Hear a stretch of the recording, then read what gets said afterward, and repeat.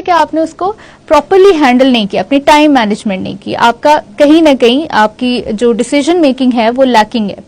At the same time हम जब बात करते हैं इमोशंस की, तो इमोशनल पैटर्न में बहुत सारी चीजें आती हैं। लेट्स सपोज कि अगर आपकी कोई आपकी इमोशनल कॉन्फ्लिक्ट्स हैं, या कोई आपकी जो भी आपकी स्ट्रेस टॉलरेंस की एबिलिटी है, कितना रेजिलिएंटली आप उसको मैनेज कर लेते हैं, आप कितना परसेवरेंस शो करते हैं। अगर आपको अनफोर्सीन सिचुएशन फेस करनी पड़ती है, आप अपने इमोशंस को हैंडल करते हुए उस सिचुएशन में कैसे डिसीजन लेते हैं।